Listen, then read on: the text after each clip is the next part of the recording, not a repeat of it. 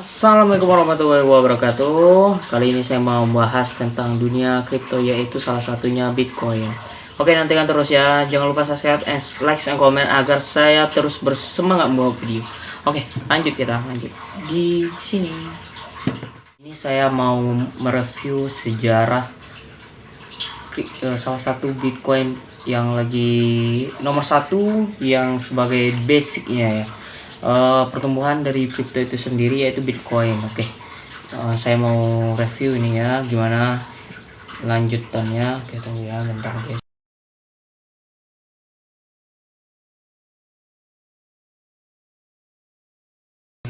Sebelum ini kita mau lihat ini prosesnya. Oke,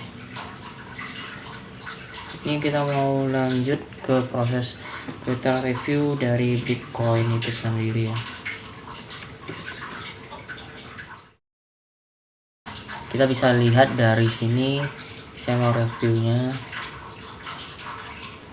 Oke, Bitcoin sejarah. Lanjut.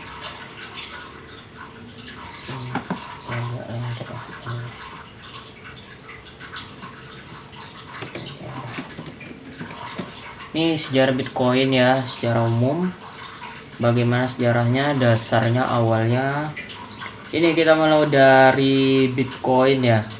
Ini ada dari yang muncul pertama kali. Bitcoin adalah salah satu dari implementasi pertama yang disebut cryptocurrency atau uang pertama ya. Mata uang kripto pertama kali dideskripsikan oleh Wei Dai pada tahun 1998 dalam rilis Cypherpunks. Di Indonesia sudah terdapat beberapa tempat untuk melakukan perdagangan Bitcoin secara online. Bank sentral, transaksi diverifikasi dilindungi, metode ini ya. Oke, kita mau dari Wikipedia ya. Bitcoin, Wikipedia bahasa Indonesia, ensiklopedia bebas. Nah, kita mau dari CNN Indonesia. Oke, kita mau lihat review dari financedetik.com. Kita mau lihat ya, itu aja dulu ya. Prestasi nih, tech4id. Oke, dari wikipedia.org ya, lagi proses loading ya. Wikipedia ya, dirilisnya penulisan kapan ya, kita mau lihat. Belum ada juga penulisannya. Ini Wikipedia bahasa Indonesia, ensiklopedia bebas. Untuk kegunaan, lihat BTC ya. Bitcoin adalah sebuah uang elektronik yang dibuat pada tahun 2009 oleh Satoshi Nakamoto. Sebelumnya kita sudah review tentang sejarah kripto ya. Nama tersebut juga dikaitkan dengan perangkat lunak sumber terbuka yang dia rancang atau open source ya. Dan juga menggunakan jaringan peer to peer, artinya satu sama lain, itu satu peer to peer, satu ya, tanpa penyimpanan terpusat atau administrator tunggal, di mana Departemen Keuangan Amerika Serikat menyebut Bitcoin sebuah mata uang yang terdesentralisasi. Tidak seperti mata uang umumnya. Pada umumnya, Bitcoin tidak tergantung dengan mempercayai penerbit utama. Bitcoin menggunakan sebuah database yang didistribusikan dan menyebar ke node dari sebuah jaringan peer-to-peer ke jurnal transaksi, seperti transkripsi ya, satu sama lainnya tuh rahasia gitu ya. Dan menggunakan kriptografi itu sandi-sandi coding yang khusus ya, jadi tidak ada yang bisa menirunya, untuk menyediakan fungsi-fungsi keamanan dasar ya kan, seperti memastikan bahwa Bitcoin hanya dapat dihabiskan oleh orang yang dimilikinya dan tidak pernah boleh dilakukan lebih dari satu kali transaksi. Kemudian desain dari Bitcoin memperbolehkan untuk kepemilikan tanpa identitas anonymous dan pemindahan kekayaan. Bitcoin dapat disimpan di komputer pribadi dalam sebuah format file wallet atau dompet ya, atau disimpan oleh sebuah service wallet pihak ketiga. Dan terlepas dari semua itu, Bitcoin dapat dikirim lewat internet kepada siapapun yang mempunyai sebuah alamat Bitcoin Topologi peer-to-peer Bitcoin dan kurangnya administrasi tunggal membuatnya tidak mungkin untuk otoritas pemerintah apapun untuk memanipulasi nilai dari Bitcoin atau menyebabkan inflasi dengan memproduksi lebih banyak Bitcoin. Bitcoin adalah salah satu implementasi pertama yang disebut cryptocurrency, mata uang kripto ya. Pertama kali dideskripsikan oleh Wei Dai pada tahun 1998 dalam rilis Cypherpunks. Bitcoin dan mata uang cryptocurrency lainnya disebut sebagai aset kripto. Kini bisa diperdagangkan di bursa berjangka komoditas Indonesia setelah Badan Pengawas Perdagangan Berjangka Komoditas Bapeti ya menerbitkan peraturan Bapeti nomor 5 tahun 2019 pada 5 Januari 2019. Keberadaan mata uang virtual seperti halnya Bitcoin dan lainnya di Indonesia memang sudah mendapat lampu hijau dari Badan Pengawas Perdagangan Berjangka Komoditas Bapeti. Akan tetapi Bank Indonesia dan Otoritas Jasa Keuangan OJK tetap melarang penggunaan mata uang kripto sebagai alat pembayaran di tanah air. Jadi belum ada untuk transaksi seperti pembayaran seperti beli pulsa gitu ya. Duit digital ini juga bukan merupakan produk instrumen keuangan. Di Indonesia sendiri terdapat beberapa tempat untuk melakukan perdagangan Bitcoin secara online. Tempat-tempat tersebut sering disebut dengan nama exchange atau pertukaran jual beli seperti bursa efek ya, IHSG, indeks harga saham gabungan. Jumlah perusahaan kripto exchange di Indonesia cukup banyak dan menawarkan beragam fitur seperti peluang, ada Indodax, ada kripto, toko kripto dan lainnya ya. Saya sini bukan sebagai endorse-nya, cuma sebagai referensi aja. Bila kita mendaftar pada sebuah platform exchange, maka di dalamnya sudah ada wallet Bitcoin yang bisa langsung digunakan. Bitcoin wallet dibutuhkan untuk menjaga keamanan aset kripto dan mata uang digital yang dimiliki. Karena sebuah wallet pada dasarnya sama seperti rekening bank, di mana bisa melakukan penerimaan, penyimpanan, hingga pengiriman Bitcoin. Contoh perusahaan crypto exchange di Indonesia adalah Indodax ya, tadi ya, Luno, Thrift, Rekening.com, Tokenomics, Toko Kripto, Coinance Indonesia, Bitokto, Upbit Indonesia, Zipmek dan lain-lainnya. Otoritas Berjangka Amerika Serikat (AS), US Commodity Future Trading Commission (CFTC) menyatakan virtual currency sebagai komoditas pada tahun 2014. Sejak itu pula pengawasan berada di bawah CFTC, lembaganya di Amerika. Pengawasan ini termasuk mengambil tindakan pada bursa future Bitcoin yang tidak terdaftar dan menindak manipulasi pasar di platform derivatif. Kalau di Indonesia Bapeti, OJK dan Keminfo ya.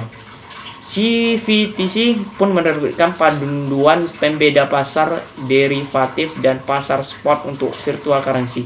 Ruang lingkup pengawasan hak berjangka di pasarnya derivatif. CFTC menerbitkan peringatan soal valuasi dan volatilitas pasar virtual currency, yaitu inflasi gitu ya, serta mengatasi skema Ponzi ya, yang itu ditakutkan oleh pemerintah. Virtual currency, AS tidak mengawasi secara komprehensif, tidak secara menyeluruhan terhadap perdagangan Bitcoin atau virtual currency lainnya, tapi virtual currency menghadapi beberapa aturan dari otoritas. Regulator perbankan mengawasi bursa kripto di dalam dan luar negeri lewat peraturan transfer uang. Secara teknisnya seperti ini. Menggunakan peer-to-peer, menggunakan rekening oleh Nick Szabo ya. Pengirimannya, contoh proses pengirimannya. Ini kita lihat bisa ya, perangkat lunak Bitcoin jalan pada Windows 7 ya. Transaksinya mengandung kunci satu sama lainnya, rantai blok. Ya panjang ini ya. Ya menggunakan sistem coding ya. Produksi Bitcoin menambang ya prosesnya. Menambang, jadi orang tuh menambang menggunakan listrik ya, maka listrik yang besar. Ini kita nggak bisa lihat jaringan ini, makan jaringan menggunakan VGA card juga ya. Biaya transaksi karena not tidak mempunyai legalitas penggunaan khusus menghasilkan Bitcoin. Ekonomi Ekonomi dari Bitcoin masih kecil dibandingkan ekonominya sudah lama didirikan ya. Perbedaan moneter berbeda dengan mata uang fiat atau uang konvensional, uang kertas. Bitcoin berbeda dalam hal tidak ada pengawasan. Ya, hati-hati juga yang tidak legal, hati-hati juga. Nih, legalitas penggunaan Bitcoin berubah-ubah secara cepat seluruh dunia. Beberapa negara seperti Thailand melarang Bitcoin. Negara Jerman memberi status legal dan beberapa negara seperti Cina membatasi penggunaannya. Di Indonesia sudah diedar bapeti di bawah pengawasannya. Tapi dalam hal untuk perdagangan belum juga. Tapi seperti di Bali sudah mau ada baby crypto kalau tidak salah ya. Mereka menggunakan untuk transaksi penjualan seperti di objek pariwisata di Bali ya. Oke, kita lanjut ke CNN Indonesia. Sejarah kriptonya 3 aja ya. Kita pilih dulu. Finance.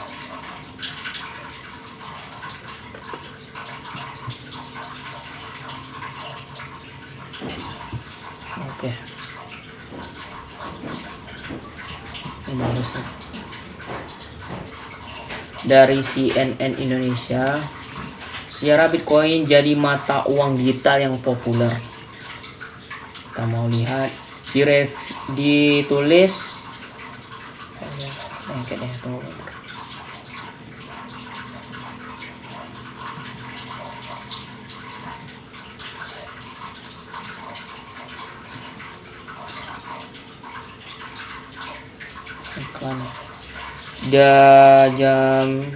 hari Sabtu 12/6/2021.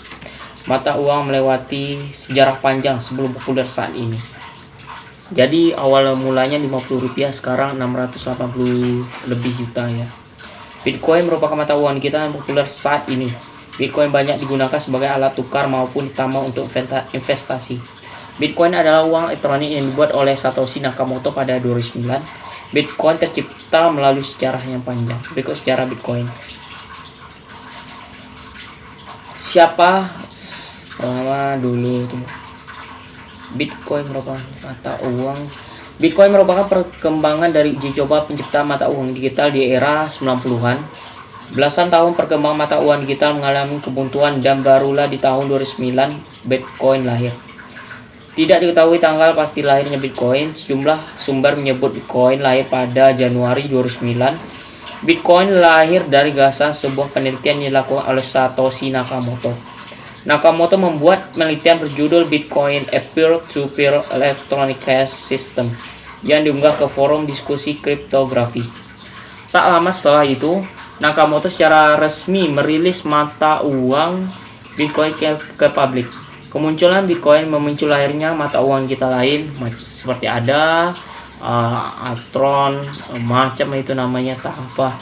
Siapa Satoshi Nakamoto? Satoshi Nakamoto merupakan nama samaran seperti kayak hacker gitu ya, anonymous, yang hingga saat ini identitas aslinya tidak diketahui. Tidak ada yang mengetahui sosok asli Nakamoto. Sejumlah pendapat menyebut Nakamoto bukanlah satu orang tapi merujuk pada kelompok orang yang terlibat dalam penelitian Bitcoin di masa sejarah Bitcoin. Ini sebelum menyandang status uang digital paling mahal dan populer saat ini, Bitcoin terlebih dahulu melewati proses yang panjang. 8 Agustus 2008, setahun sebelum Satoshi Nakamoto merilis penelitian ke publik, dia mendaftarkan domain Bitcoin yakni bitcoin.org pada 18 Agustus 2008. 31 Oktober 2008, 2 bulan kemudian Satoshi Nakamoto menyebarkan penelitiannya di milis pegiat kriptografi Mezdown.com. Di milis itu, Nakamoto menuliskan sebuah pesan, "Saya telah mengerjakan sistem kas elektronik baru yang sepenuhnya peer-to-peer, tanpa pihak ketiga yang terpercaya." Penelitian hal itu telah terbitkan di bitcoin.org dan judul Bitcoin a Peer-to-Peer Electronic Cash System. Tulis Nakamoto seperti dikutip dari Investopedia. 3 Januari 2009. 3 Januari merupakan hari saat Bitcoin pertama kali tambang dalam dunia Bitcoin. Hal ini dikenal dengan sebutan Blok 0 atau blok Genesis.